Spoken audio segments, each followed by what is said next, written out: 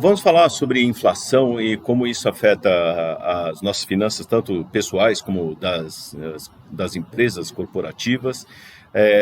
E também discutir a relação de Fisher, quer dizer, como que a gente pode lidar com taxas de inflação e assim a diferença entre as taxas nominais e as taxas reais, que são importantes para a gente conhecer e até fazer nossas análises, tá ok? Então, vamos lá. Primeiramente, vamos entender o que é inflação. Inflação é a perda do poder de compra que nós temos. Ou seja, quando a gente tem inflação, o que a gente conseguia comprar no início do período não consegue mais comprar no final do período com o mesmo dinheiro que a gente tinha inicialmente. Então, quer dizer que os preços estão subindo e com isso a gente não vai ter o mesmo consumo. Para a gente medir a inflação, a gente inclusive constrói chamadas cestas de consumo. E aí é uma coisa interessante. A gente vê por aí falando de alguns índices de inflação.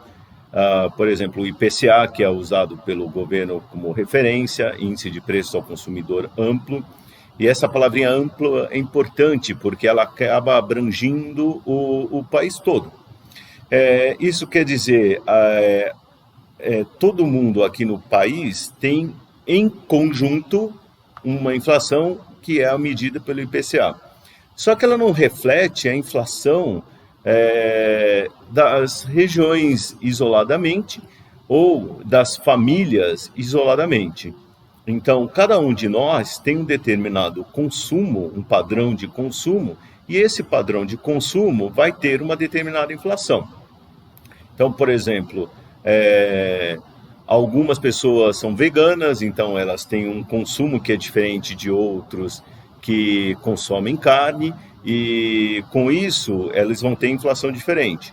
Alguns usam mais transporte público do que o carro, o automóvel próprio, alguns têm automóvel elétrico, alguns têm automóvel a gasolina, e com isso cada um deles vai ter uma inflação, uma cesta de consumo diferente. Então, por exemplo, como que a inflação é medida? Para construir isso, para a gente entender essa medição, eu vou criar aqui uma cesta de consumo. E eu até recomendo que vocês, pessoalmente, também criem essa cesta, entendam assim, qual é o consumo que vocês têm e como ele está se comportando.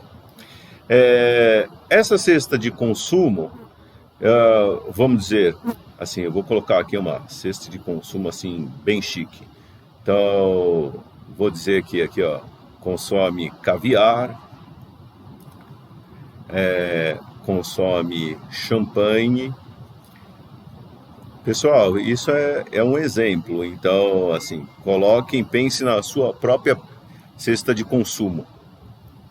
Aqui, quanto você vai gastar aqui de, por exemplo, IPTU, na casa que você tem, por exemplo, na casa, no apartamento que você tem. Além de IPTU, você tem outras coisas como condomínio e outras contas, combustível ou transporte. Então aqui, eu vou fechar aqui, ó, só a título de exemplo. Então, vamos dizer, eu tenho uma cesta de consumo e vamos dizer assim que no dia 31 de dezembro de 2019, eu fui lá e medi essa minha cesta de consumo. Então, minha cesta de consumo, vamos dizer, naquela época, naquela data, se consumiu, por exemplo, 10 mil reais de caviar, 20 mil reais de champanhe, o IPTU era de 5 mil reais, e combustível, como viajou bastante, ou tem o hábito de viajar, andar bastante, foi de 15 mil reais. Então tá aqui. Então eu vou fazer aqui o total dessa cesta de consumo nessa data. Então, somando aqui, dá 4, 10, 5. Então, 50 mil reais foi o consumo nesse período. Tá ok? Muito bom. Então, aí vai passar o tempo e a gente vai medir aqui o consumo. Eu posso medir o consumo a cada mês, a cada 3 meses, a cada semestre, a cada ano e assim por diante. Então, vamos dizer aqui, ó, que dia 30 de junho de 2020, a gente foi lá e resolveu medir o consumo.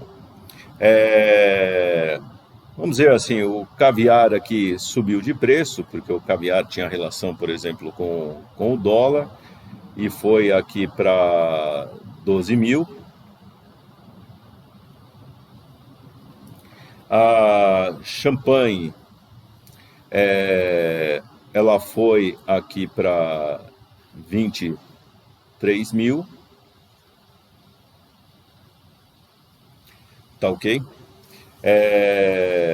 O IPTU caiu aqui para 4 mil.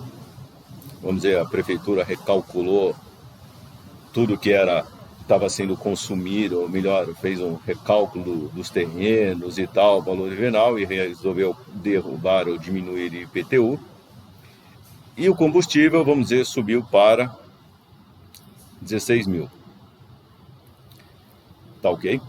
Então, assim, a gente tem que entender que, mesmo no ambiente que a gente está, não quer dizer que todos os preços vão subir. Alguns preços podem subir, alguns preços podem cair, justamente por vários fatores aí. Então, às vezes, a gente tem algum fator climático que afeta o agronegócio. Então, às vezes, o tomate é o vilão, às vezes, o arroz é o vilão.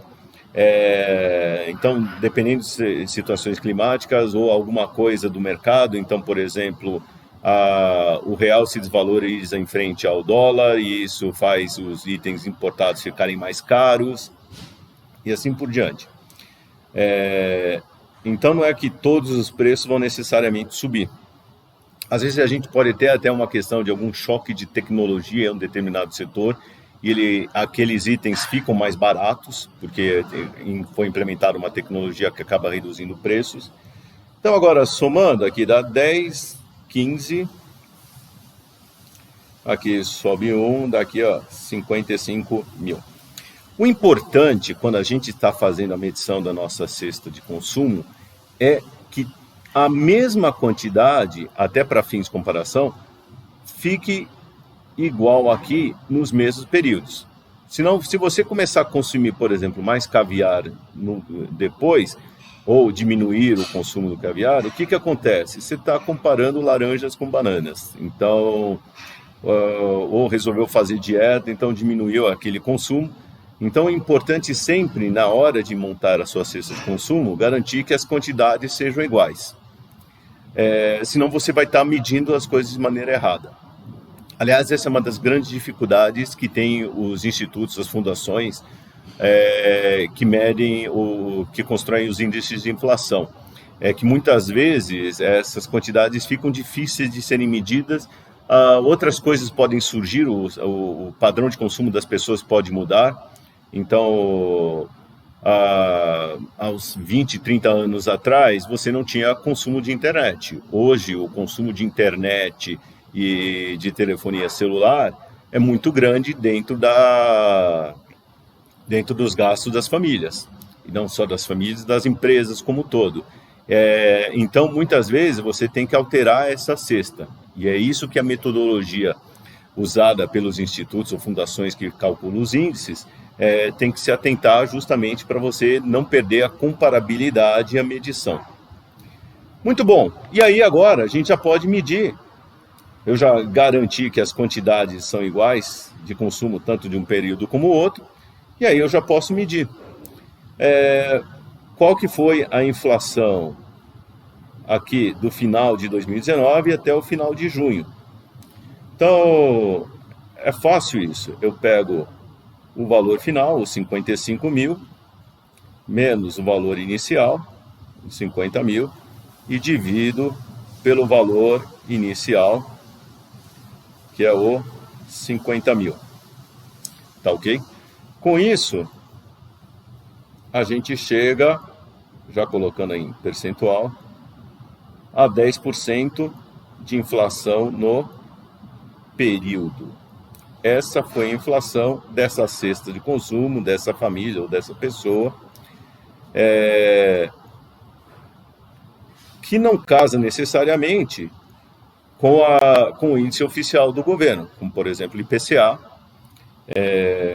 que hoje está baixo. Então, por exemplo, nessa data agora que está gravando o vídeo, o IPCA de 2020 está por volta de 1,94%, 2% dentro do período. Muito bom. Então está aqui a nossa medida de inflação. O que a gente tem que interpretar então isso? Bom, é o seguinte, no final de 2019, para ter esse consumo, essa família, essa pessoa, tinha que ter 50 mil reais no bolso. Tinha que ter 50 mil reais de renda para fazer esse consumo.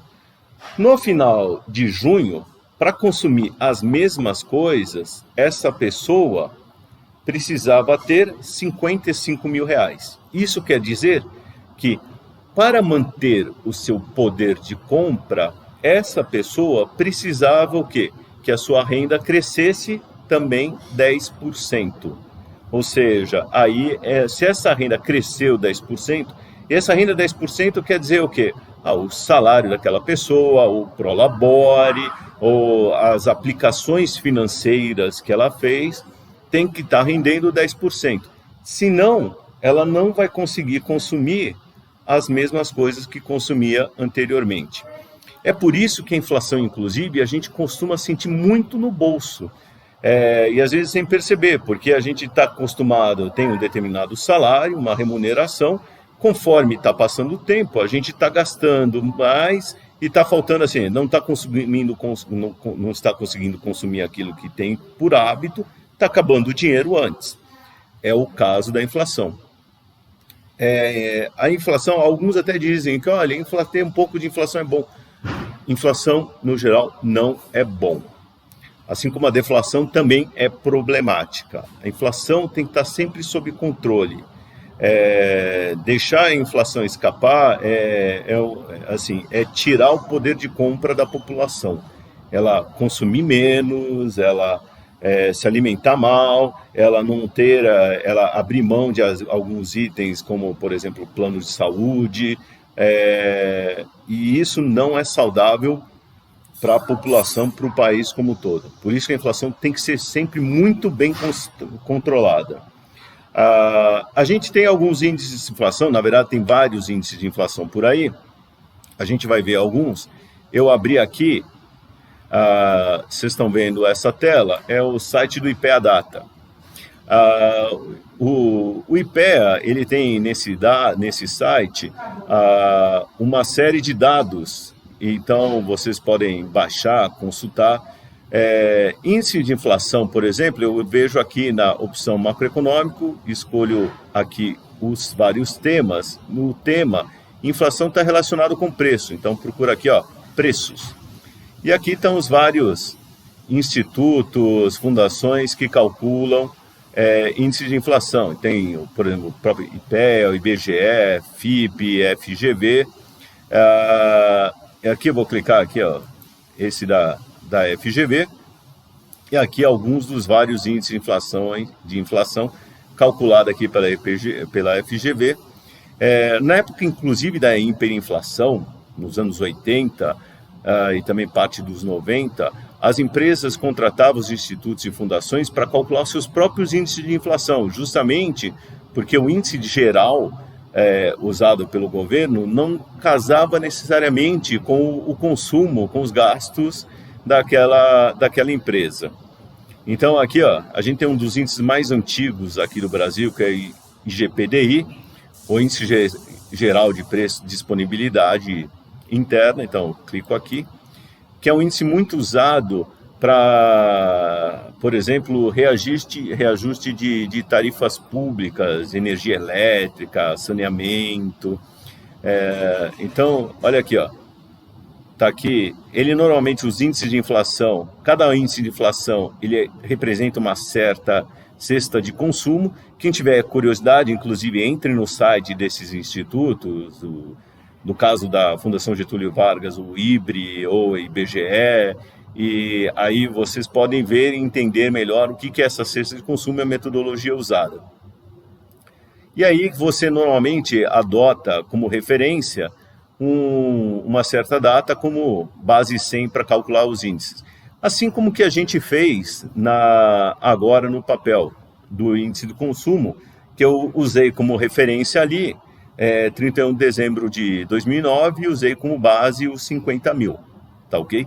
Então aqui a gente pode ver o índice de inflação variando aqui com o tempo, tá ok? Só para vocês terem uma curiosidade, apesar desde o início do Plano Real, final de junho de 94, a gente já tem um controle melhor da inflação, só para a gente ter uma ideia, o IGPDI,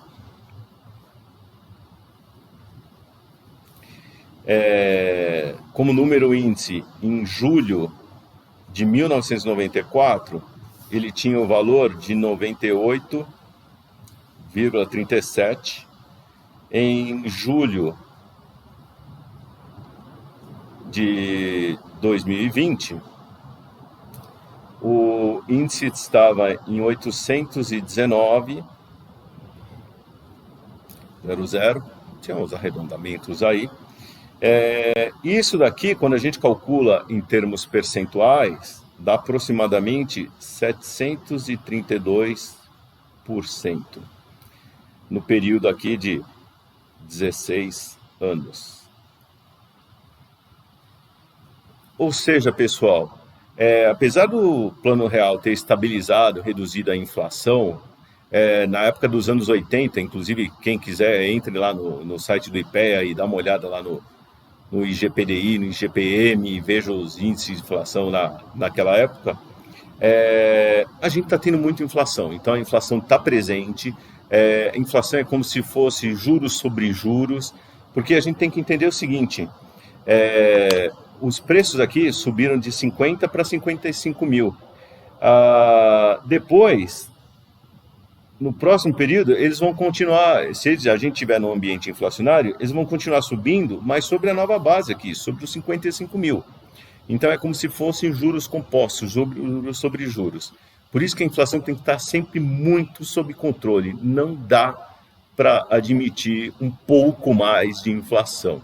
E a inflação é isso. As pessoas vão ficando mais pobres, a inflação ela acaba com empregos, porque no momento que as pessoas perdem a renda, elas vão parar de consumir. Se param de consumir, as empresas vão parar de vender. Se param de vender, elas vão fechar operações, vão reduzir operações, e muitas empresas, inclusive na época, foi o que aconteceu na época da hiperinflação, acabavam trabalhando com especulação financeira ao invés da sua atividade produtiva. Muito bom, então isso é para dar uma visão geral do que é a inflação. E agora quero falar com vocês sobre a fórmula de Fisher, ou a equação de Fisher. Essa equação de Fisher é usada justamente para a gente fazer a relação entre as taxas de juros que a gente enxerga na realidade e a taxa de inflação. Então, como que a gente trabalha com essa equação de Fisher? Ela funciona da seguinte maneira: 1 mais uma taxa de juros nominal taxa de juros é um percentual. Isso é igual a 1 mais a taxa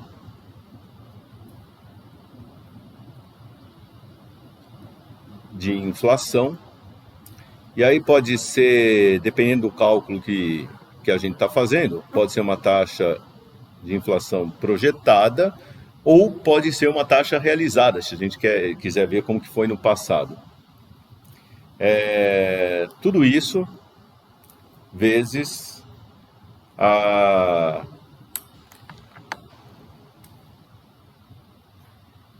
mais a taxa de juros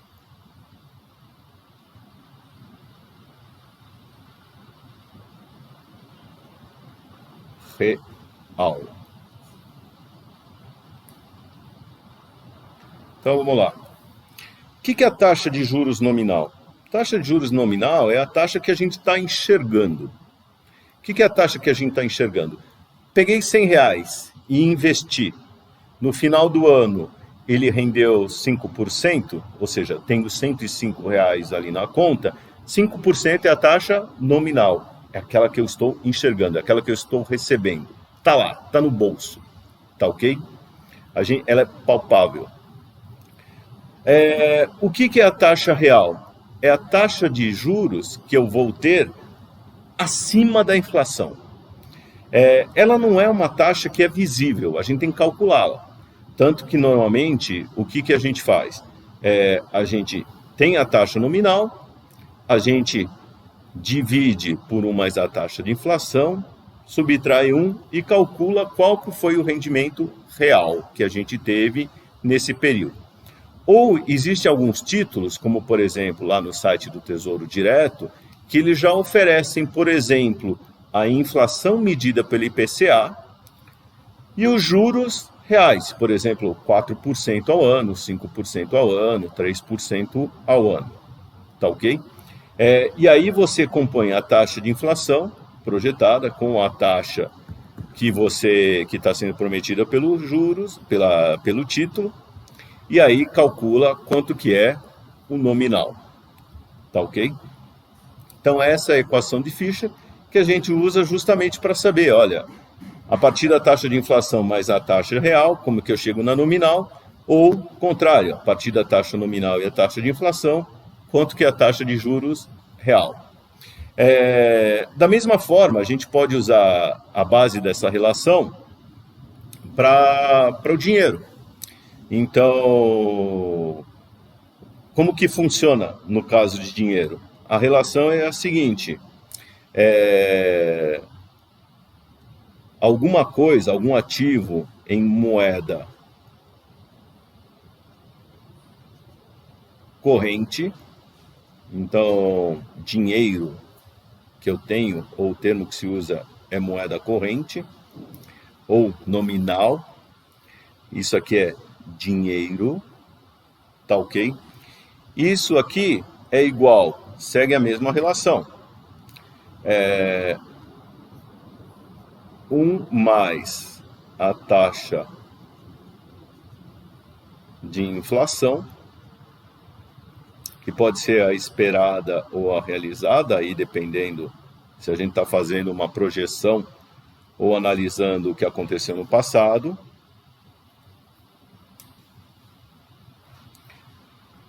vezes, e agora a outra moeda, que é a moeda chamada de moeda constante. O que é a moeda constante? É aquele dinheiro que sobrou depois de eu retirar a inflação. Tá ok? Aí eu enxergo essa moeda? Não, não enxergo. Isso eu uso para fazer cálculos, para fazer análises. Por exemplo, a gente usa isso muito para fazer avaliação de projetos de investimento. Então, a gente sabe, por exemplo, olha, eu não quero ficar projetando a inflação. Eu sei que, por exemplo, os meus preços vão ser sempre reajustados, por exemplo, pelo IGPDI, porque eu tenho receita, eu tenho tarifas públicas.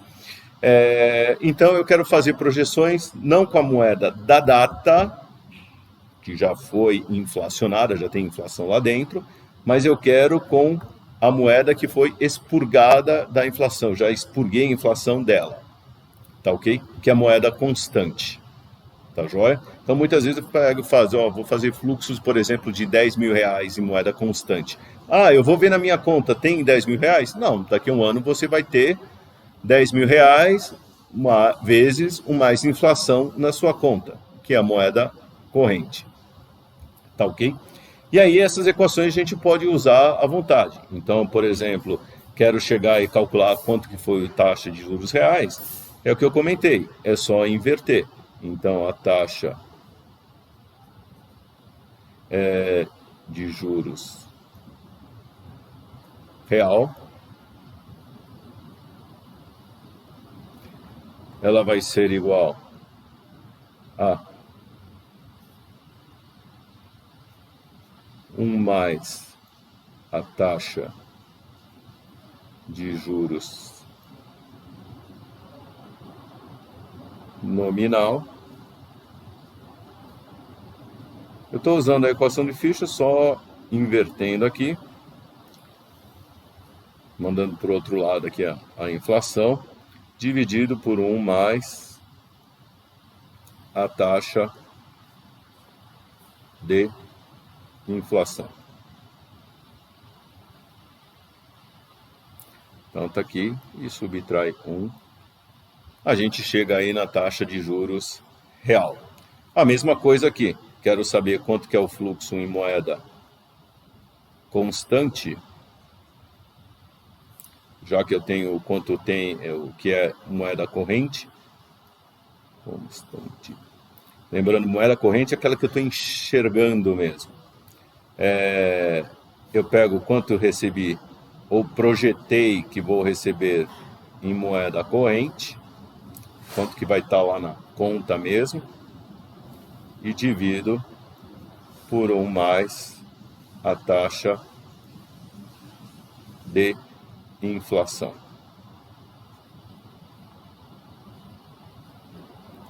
Ah, legal. Pronto, com isso a gente já sabe como trabalhar. O importante é o seguinte, e a gente tem que sempre ter isso em mente aqui. Taxa de juros nominal tem que falar com moeda corrente. Taxa de juros real tem que falar com moeda constante. A gente nunca pode misturar as taxas com as moedas. Então, sempre muita atenção. É um erro muito comum que se comete, principalmente quando começa a trabalhar com inflação, principalmente construindo orçamentos, fazendo análises. Trabalhe sempre, fique de olho se a taxa que você está trabalhando é real ou nominal. Até quando você vai conversar com alguém, é importante saber sobre isso. Quando a pessoa fala alguma taxa, às vezes você pode puxa, essa taxa está parecendo pequena. Pergunta para ela, é uma taxa real ou nominal? Assim como ela pode falar, às vezes, essa é uma taxa que, por exemplo, 10% de juros real é alto. 2%, 3% de juros nominal é baixo. Então, é isso que a gente tem que entender, assim, qual patamar a gente está trabalhando. Moeda corrente, moeda constante, taxa nominal, taxa real, e sempre manter a compatibilidade entre as taxas e as moedas. E como que eu faço para projetar a inflação e tal? É difícil? Não é fácil, mas a gente tem algumas alternativas. Então, algumas fontes que a gente tem, por exemplo, lá no site do Banco Central do Brasil, vocês podem procurar o relatório Focus. Então, lá ele tem projeções de inflação, que vocês podem consultar. Também lá outra alternativa é lá no site da Ambima, e aí você lá também tem projeções de inflação. No site da Ambima especificamente é mais do IPCA, também no relatório Focus do IPCA, às vezes tem de outros índices também, que você pode consultar e não precisa ficar quebrando a cabeça, ou trabalhar com os economistas que você conhece, ou estão dentro da sua empresa, alguma consultoria, que pode te ajudar a fazer as projeções justamente para trabalhar aqui com a inflação dentro do seu orçamento, das suas projeções, da avaliação dos seus projetos, tá ok? Mas sempre importante é a inflação em mente e a equação de Fischer. Pessoal, foram alguns conceitos sobre inflação para a gente trabalhar aqui em finanças. E tenha em mente o seguinte, olha, seja qual for o meu investimento, principalmente sempre pense na carteira que você tem de investimentos, o importante é que ela renda pelo menos a inflação. Rendendo pelo menos a inflação, você não vai ficar mais pobre. Então você está mantendo o seu poder de compra. E aí, se ela está rendendo, se os investimentos estão rendendo mais que a inflação, a sua taxa de juros real é positiva. Então, a ideia é que você invista sempre para garantir pelo menos a inflação e uma taxa de juros real. Aí sim você está aumentando o seu patrimônio, a sua riqueza. Tá bom? Espero que vocês tenham curtido e até mais.